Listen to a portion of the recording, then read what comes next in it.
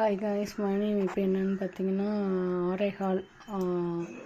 என்ன வேலை பார்த்தேன்னா ஒயிட் ஷர்ட்டு, எங்கள் வீட்டோட ஒயிட் ஷர்ட்டு வீட்டை பெருக்கி பாத்திரத்தை தேய்ச்சி பார்த்தீங்கன்னா உங்களுக்கே தெரியும் எவ்வளோ பாத்திரம் மழை மாதிரி சேர்ந்துருக்குது. இவ்வளோ நீட்டாக பார்த்தீங்கல்ல.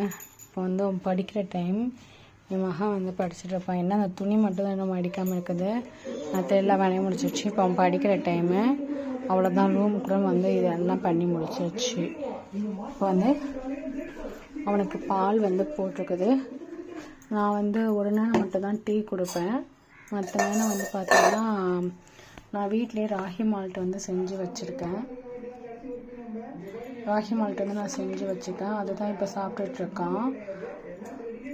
நான் இந்த ஸ்பூனுக்கு சின்ன ஸ்பூனால் 2 இது போட்டுக்கிறேன்.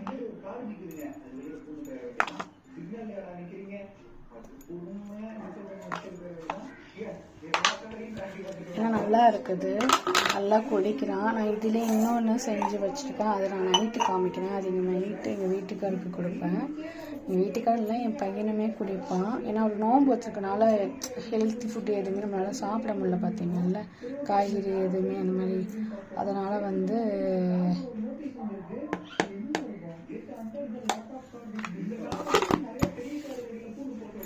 நான் நாட்டு சர்க்கரையும் போட்டேன். இப்போ நான் பால் ஆற்றி அவன் மட்டும் தான் குடிக்க போகிறான். அதனால் பால் நல்லா கட்டியாகவே போட்டேன். அவ்வளோதான். இப்போ நம்ம கையில் போய் கொடுக்க போகிறோம் காய்ஸ். வாங்க, இருங்க, தூக்கிட்டு போக முடியல.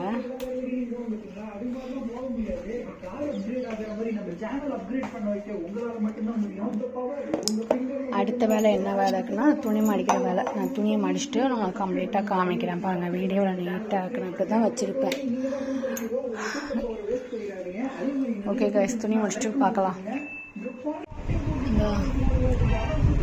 ஆத்தியாச்சு கைஸ். இப்போ நான் கொடுக்குறேன், எப்படி இருக்குன்னு சொல்ல நீங்களே பாருங்கள். உங்களுக்கு வேணும்னா நான் அதை பிளாக்காக கூட நான் போடுறேன்.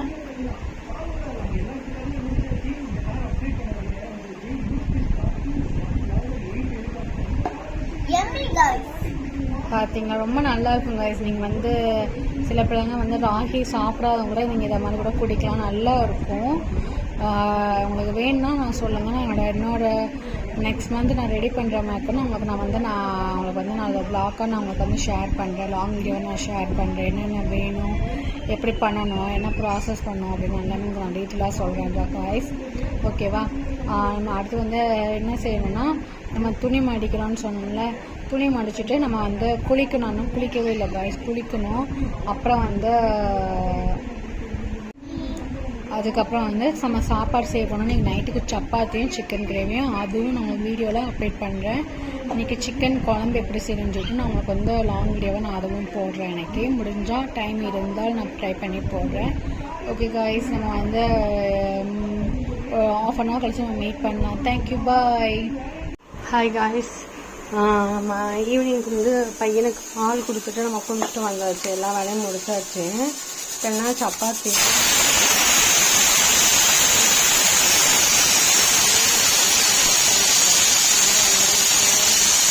சோம்பு, ஜீரகம், முந்திரி பருப்பு அது எல்லாமே நான் அதில் போட்டுட்டேன். இப்போ நம்ம இதை அரைக்கணும். நான் அரைச்சிட்டு வந்துடுறேன். கொஞ்சம் லேட் ஆகிட்டு நான் கொஞ்சம் ஷார்ட்டாகவே நான் முடிச்சிடுறேன். ஓகேவா? நம்மளும் அரைச்சிட்டு வந்தாச்சு. விசில் வந்து விட்டுக்கிட்டு இருக்குது. விட்டு முடிச்சோன்னா இதை ஆட் பண்ணி பண்ண வேண்டியதான். சப்பாத்தி வந்து ரெடி பண்ண வேண்டியதான். நான் ஆக்சுவலாக தூங்குகிற டைம் என்னன்னு நீங்கள் பாருங்கள். இது சண்டேவோட பிளாக்கு. நான்